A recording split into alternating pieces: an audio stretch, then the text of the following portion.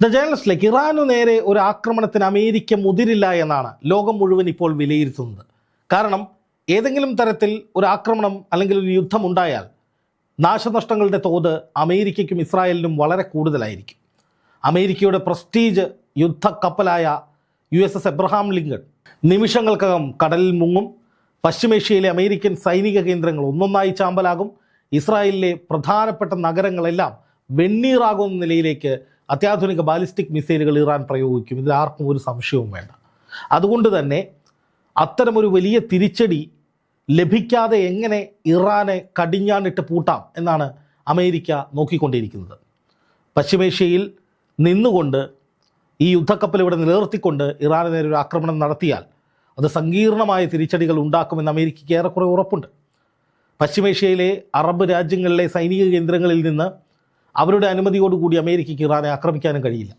അതുകൊണ്ട് തന്നെ യുദ്ധക്കപ്പൽ ഇങ്ങനെ കുറച്ച് ദിവസം കൂടി നിർത്തി കുറച്ച് വെല്ലുവിളികളും ഭീഷണികളും ഒക്കെ നടത്തി ഒടുവിൽ ഇറാനെ എങ്ങനെയെങ്കിലും ഒന്ന് വരുതിയിലേക്ക് കൊണ്ടുവന്ന് തടി കഴിച്ചിലാക്കി തിരിച്ചു പോകാമെന്നാണ് അമേരിക്ക കരുതുന്ന കാര്യമെന്നാണ് പലരും വിലയിരുത്തുന്നത്. എന്നാൽ ആ വിലയിരുത്തലുകൾ നിലനിൽക്കുമ്പോൾ തന്നെ മറ്റൊരു ഞെട്ടിക്കുന്ന വാർത്ത, അല്ലെങ്കിൽ പശ്ചിമേഷ്യയെ വീണ്ടും ആശങ്കയിലേക്ക് തള്ളിവിടാൻ പാകത്തിലുള്ള മറ്റൊരു വാർത്ത കൂടി പുറത്തു വരുന്നു. അതും ട്രംപിൻ്റെ തന്നെ പ്രഖ്യാപനമാണ്. മറ്റൊരു വലിയ പടക്കപ്പലുകൾ കൂടി, അതായത് ഒന്നോ രണ്ടോ അതിലധികമോ പടുകൂറ്റൻ യുദ്ധക്കപ്പലുകൾ കൂടി അമേരിക്ക പറഞ്ഞു വിടുകയാണ് ഇറാനു നേരെ. നോക്കുക, ഇത് CNBC അടക്കമുള്ള പല മാധ്യമങ്ങൾ, സ്കൈ ന്യൂസ്, CNBC തുടങ്ങി നിരവധി മാധ്യമങ്ങളുടെ വെബ്സൈറ്റിൽ ഈ വാർത്ത പ്രത്യക്ഷപ്പെട്ടിട്ടുണ്ട്. പല അന്താരാഷ്ട്ര വാർത്താ ഏജൻസികളും ഈ വാർത്ത ഇപ്പോൾ ഹിൻഡ് ചെയ്യുന്നുണ്ട്. ഇത് പൊളിറ്റിക്കോ എന്ന് പറയുന്ന ഒരു ചാനലിൽ വന്നിട്ടുള്ള വാർത്തയാണ്, ഒരു വെബ്സൈറ്റിൽ വന്നിട്ടുള്ള വാർത്തയാണ്. Trump threatens Iran with massive armada able to rapidly fulfil its mission with speed and violence. അതായത് അതിവേഗത്തിൽ തങ്ങളുടെ ലക്ഷ്യം പൂർത്തീകരിച്ച് മടങ്ങാൻ സാധിക്കുന്ന പടക്കപ്പലുകൾ, യുദ്ധക്കപ്പലുകൾ വരികയാണ്.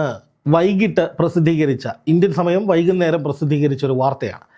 ഇതുപോലെ നിരവധി മാധ്യമങ്ങളിൽ വന്നിട്ടുണ്ട്. ഇതാ CNBCയുടെ ലിങ്ക് ഞാൻ കാണിക്കാം. അതിൻ്റെ അകത്ത് പറയുന്നത്, Trump wants Iran and armada is heading its way and to agree a nuclear deal or else. അതായത് ന്യൂക്ലിയർ ഡീലിന്, ആണവ കരാറിന് തയ്യാറായില്ലെങ്കിൽ ഒരു അർമദ കൂടി വരുന്നുണ്ട്. ഈ അർമദ എന്ന വാക്ക് ട്രംപ് ഉപയോഗിച്ചത് ആദ്യത്തെ USS എബ്രഹാം ലിങ്കൺ പോയ സമയത്താണ്. അപ്പോൾ ഒരെണ്ണം കൂടി വരുന്നുണ്ട് എന്ന് പറഞ്ഞാൽ അതിൻ്റെ അർത്ഥം ഇത് തന്നെയാണ്. അതിശക്തമായിട്ടുള്ളൊരു ആക്രമണം ഇറാന് നേരെ ഇനി ഉണ്ടാകും എന്ന് ട്രംപ് വീണ്ടും പറയുന്നു.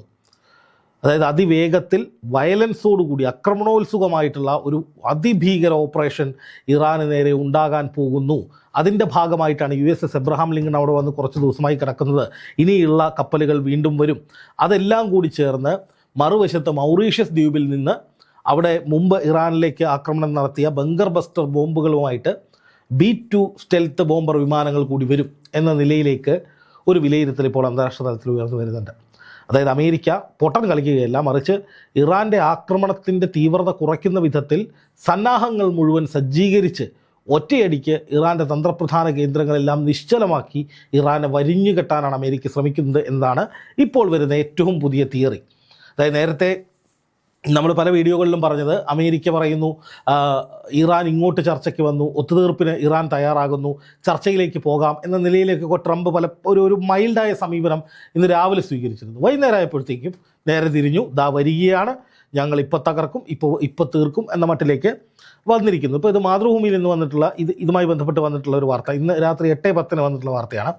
ഇറാന് നേരെ വളരെ രൂക്ഷമായ ആക്രമണം നടത്തിയേക്കുമെന്ന ഭീഷണിയുമായി ഡൊണാൾഡ് ട്രംപ്. ആണവായുധങ്ങൾ ഉപേക്ഷിക്കുന്നതിനുള്ള കരാറുമായി ബന്ധപ്പെട്ട ചർച്ചയ്ക്ക് നിങ്ങൾ തയ്യാറായില്ലെങ്കിൽ അടുത്ത ആക്രമണം വളരെ രൂക്ഷമായിരിക്കുമെന്ന് ട്രംപ് സോഷ്യൽ മീഡിയ പ്ലാറ്റ്ഫോമായിട്ടുള്ള ട്രൂത്ത് സോഷ്യലിലൂടെ പറഞ്ഞു എന്നാണ് പറയുന്നത്. അമേരിക്കയുടെ വിമാനവാഹി കപ്പൽ USS എബ്രഹാം ലിങ്കൺ നയിക്കുന്ന അമേരിക്കയുടെ വലിയ നാവികപ്പട മേഖലയിലേക്ക് നീങ്ങുകയാണ്.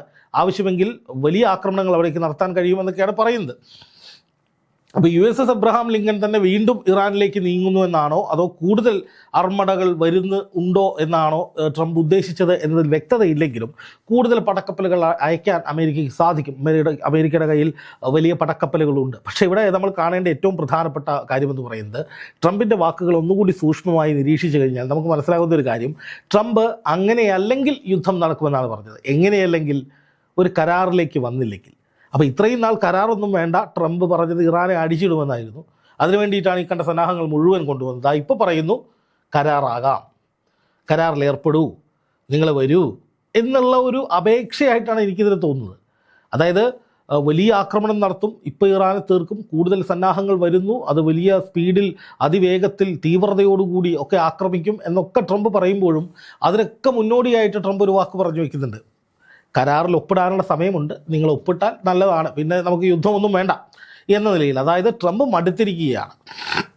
ഇങ്ങനെ മടുത്ത സാഹചര്യത്തിൽ അത് തുറന്നു പറയാം, അല്ലെങ്കിൽ ഏതെങ്കിലും തരത്തിൽ ഈ യുദ്ധാന്തരീക്ഷം ഇല്ലാതാക്കി പിന്മാറാനുള്ള കാര്യങ്ങളാണ് ട്രംപ് ചെയ്തുകൊണ്ടിരിക്കുന്നത്. പക്ഷേ ട്രംപിൻ്റെ ഈഗോ വെച്ചിട്ട് ട്രംപിന് അത് വിട്ടുകൊടുക്കാൻ പറ്റും. അതായത് ഇറാനുമായി ഏതെങ്കിലും തരത്തിൽ അങ്ങോട്ട് പോയി സന്ധി ചെയ്തു എന്ന് ലോകം അറിയുന്നത് ട്രംപിന് വലിയ നാണക്കേടാണ്. അതുകൊണ്ട് ട്രംപ് എന്താണ് ചെയ്യുന്നത്?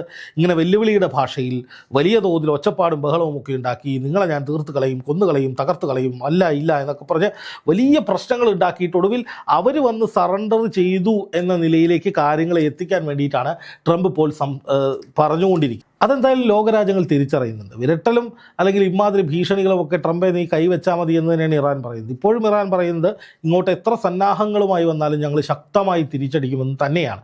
അതിനിടയിലാണ് ട്രംപ് വീണ്ടും ഇനിയും ആക്രമണം ഉണ്ടാകും, അടുത്ത ആക്രമണം അതിരൂക്ഷമായിരിക്കുമെന്നൊക്കെ പറഞ്ഞ് ഇറാനെ സമ്മർദ്ദത്തിലാക്കാൻ, ഭയപ്പെടുത്താൻ ശ്രമിക്കുന്നത്.